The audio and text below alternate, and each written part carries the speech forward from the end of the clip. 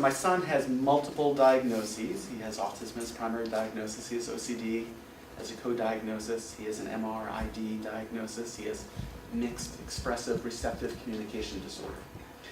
He was born in 2000. He was pre-diagnosed in 2003 by the school system in Bellingham, Washington, where we lived.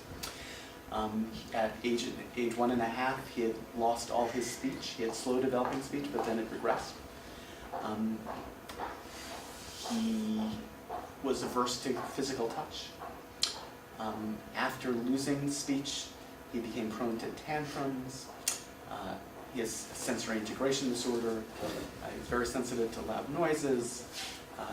Now, having gone through this whole pathway, he's just the sweetest boy in the world. He's 15. He's very kind. He's very pleasing. He wants to please. But a lot of those issues still remain for him. He hasn't had a tantrum in many years, but he has sensitivities to things. He has slow cognitive processing speed, and that means he has socialization and communication delays. In the school track, his initial diagnosis, his pre-diagnosis, was by a school system that had him in an autism pre-K program. They had a 2-year program there.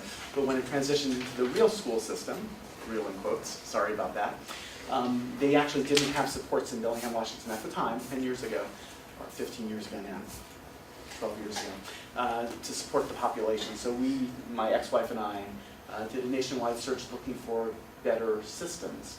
And a few places came up. Most of them were in high property tax districts in New Jersey and New York and Florida. And there were some states that did a little bit better. And again, this is 10 years ago. It's different than now. And among them were Michigan and Wisconsin and North Carolina. North Carolina had a very strong community because earlier, North Carolina had funded autism programs very well. So we moved to North Carolina. Nicholas has been in school, like just at the beginning of kindergarten. He literally arrived the week of the start of kindergarten. And so we've been here ever since. He got an IEP very quickly. We got new diagnoses of autism and the other things as well.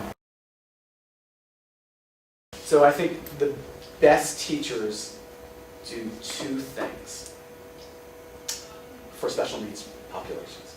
One is they foster ambition, and 2 is they foster connection. By foster ambition, I mean by that they're ambitious themselves with what the children can do. They don't close their minds because they've seen like children's, and this is the best I got. They're ambitious in terms of opening up their minds to different approaches and new approaches and ideas for working with different populations. They're ambitious in terms of the children themselves, opening up the children themselves to the possibility that maybe I can do this when all they've heard is that they can't. And then fostering connection, I would say I mean that in 2 ways as well. First is that connecting kids to what they love in the educational environment. So I remember a resource teacher in 3rd grade who had my son Nicholas dance in class. That was giving him sensory, but it also was connecting to the other kids. In the resource setting, but nonetheless the other kids. You know, I have a photo of him holding a pretty little girl's hand, a big smile on his face, and he loved it. And you never would guess that without trying different things and finding out what works. Okay? But it was fostering connection with his interests, what he engages. That's often talked about as a strategy for children with autism.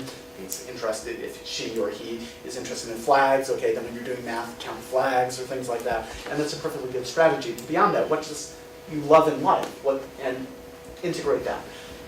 Also, and most importantly, fostering connection with peers, fostering connection with others.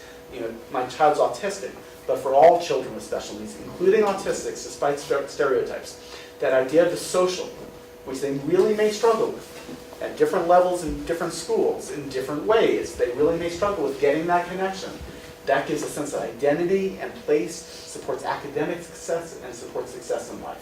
And teachers are really well positioned to do that throughout the entire journey of school, from kindergarten right through high school. If they value that and share that value and promote that value among their students, as well as more communally in the school, that can have all sorts of positive outcomes for the children with special needs, but also for the general population, because I really believe inclusion supports everyone in their well-being and their kindness and humanity.